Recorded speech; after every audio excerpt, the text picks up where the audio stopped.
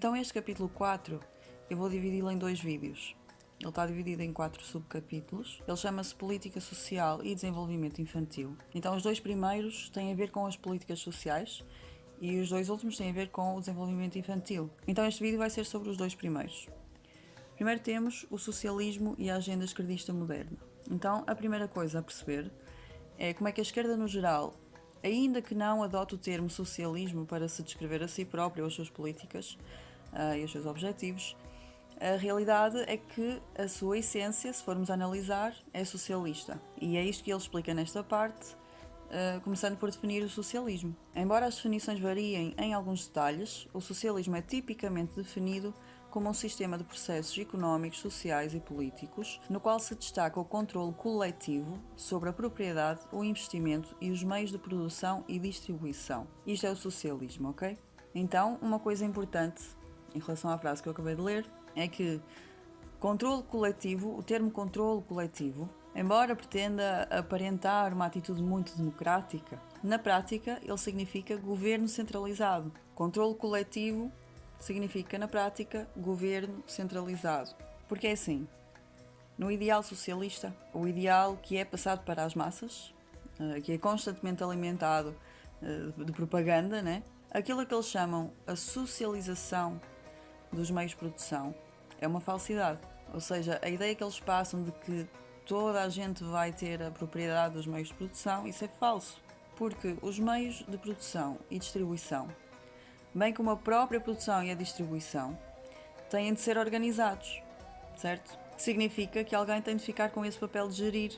Mas se eles pretendem ser de todos, são todos que vão gerir a coisa?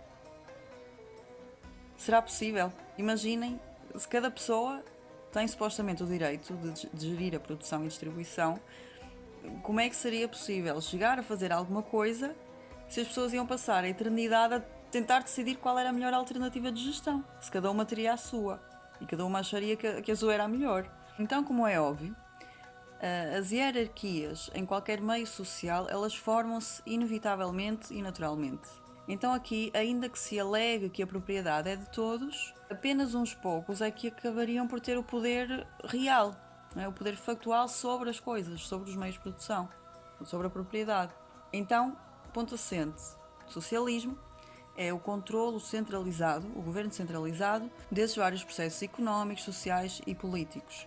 E agora pensemos nós, quais têm sido os objetivos e as políticas dos grupos partidários que se consideram de esquerda? E até vamos mais longe.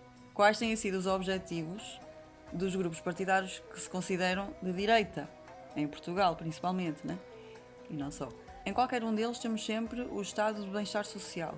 Todos os partidos defendem isso. Mais à esquerda temos sempre uma pressão, né, para nacionalizar ou estatizar os meios de produção e basicamente o mercado, né? E aqui é engraçado porque nacionalizar é uma palavra enganosa. Ela equivale ao que na tradição revolucionária se chamava, né, no século passado, em Portugal também, eles chamavam de socializar. Agora já não usam essa palavra. Porque como houve e ainda há, não é, este levante anticomunista, eles têm que modificar o discurso, não é? Têm que substituir os termos, mas a realidade é que os objetivos continuam a ser os mesmos. E como vimos anteriormente, a socialização vai dar sempre a um governo centralizado em que poucos ficam o poder de gestão e propriedade e muitos ficam à mercê dessa gestão, né? Nós podemos ver que tanto à esquerda como à direita existe essa tendência para que o governo seja o tutelar de todos os aspectos da vida humana. E isso sim é tender para o socialismo. O ponto seguinte é o significado esquerdista de governar. E aqui o autor faz um contraponto entre o liberalismo clássico e o liberalismo moderno, porque, se bem se lembram, como eu disse no início, o título original não é a mente esquerdista, não é The Leftist Mind, é The Liberal Mind, porque na América o termo liberal usa-se para significar a esquerda, o que nós aqui chamamos de esquerda, né? Mas o que é que acontece? Os que eram antigamente chamados de liberais, os liberais clássicos, eram um grupo que estava muito comprometido com os princípios de liberdade individual e de propriedade, respeito à propriedade e assim. Hoje, aqueles que são chamados liberais são comprometidos com princípios coletivistas, portanto ou seja, virou ao contrário. Então por isso é que ele faz esse contraponto.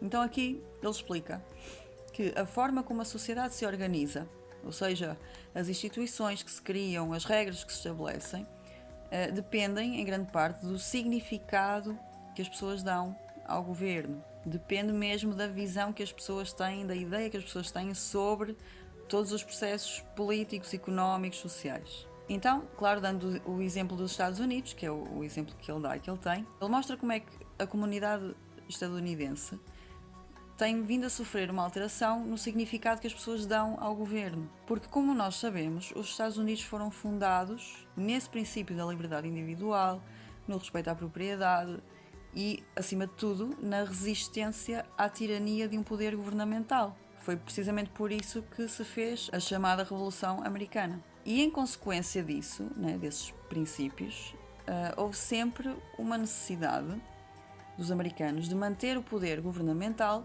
dentro de limites que protegiam esses princípios. Mas, porém, contudo, o que se vê hoje e o que podemos ver nos Estados Unidos todos os dias é esta exigência crescente para que o Estado assuma um papel de provedor, de protetor, de supridor das necessidades pessoais dos indivíduos, o que significa que, em troca desses favores, o indivíduo dá cada vez mais poder ao Estado.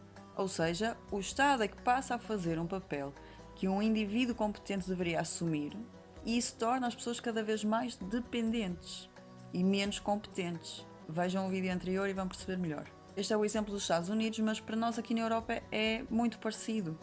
Eu acho que a diferença principal é que na Europa nós nunca tivemos tanto a tradição da liberdade individual. Nós sempre fomos mais ligados ao poder centralizado, não é? Então não temos propriamente essa tradição de independência pessoal, não é? O que acaba por ser mais difícil para nós desenvolver essa visão de que o indivíduo pode e deve ter uma certa autonomia. Então, este processo de, vamos dizer assim, esquerdização, né, do governo, de mudança, né, de mudança da visão, do significado que as pessoas começaram a dar ao governo, isto aconteceu e acontece muito gradualmente, tão gradualmente que as pessoas não percebem que estão paulatinamente a rejeitar a própria liberdade, o direito à liberdade, a rejeitar a possibilidade da autorrealização autónoma e que no fundo estão a ficar cada vez mais infantilizadas. E eu não tenho dúvidas que isto é uma consequência direta da secularização da humanidade. Porquê é que eu digo isto? Porque no lugar da oração colocou-se a petição. Enquanto a religião, especificamente a religião cristã, sempre mostrou ao homem que ele pode ligar-se a Deus, que ele pode orar para pedir força e coragem a Deus para resolver os seus próprios problemas, para se tornar uma pessoa capaz, uma pessoa digna. O secularismo, pelo contrário, deixa o homem num estado de total isolamento, que é avassalador. E aí, se ele for ao limite, ele praticamente não tem alternativa senão querer precisamente reforçar aquela que parece ser a única fonte para suprir as próprias necessidades, que seria o governo. Ou seja, no lugar da providência, colocou-se a previdência, né? E agora, como eu ponto para a próxima parte, que vai ser num outro vídeo, essa parte vai falar já sobre o desenvolvimento da criança propriamente, o desenvolvimento até à competência. Então, como ponto para essa parte, eu vou dizer o seguinte. Diz o autor que todos nós nascemos com um anseio por sermos cuidados. E esse anseio é satisfeito adequadamente na relação de dependência entre os pais e a criança, ou entre os cuidadores e a criança. Mas ele não é satisfeito adequadamente na relação de dependência entre um adulto e o Estado. Ou seja, os adultos que levam para a maturidade, entre aspas, esse anseio por ser cuidado, eles vão estar a projetar, não é? Transferir, vão estar à procura de algo no sítio totalmente errado. O adulto que procura satisfazer o seu anseio por cuidado, né? Através do Estado, o que é que ele vai criar? Vai criar parasitismo. Porque o ideal é que a criança vá gradualmente substituindo esse anseio de cuidado pela autoconfiança, né, que leva à competência, e pela cooperação voluntária com os outros.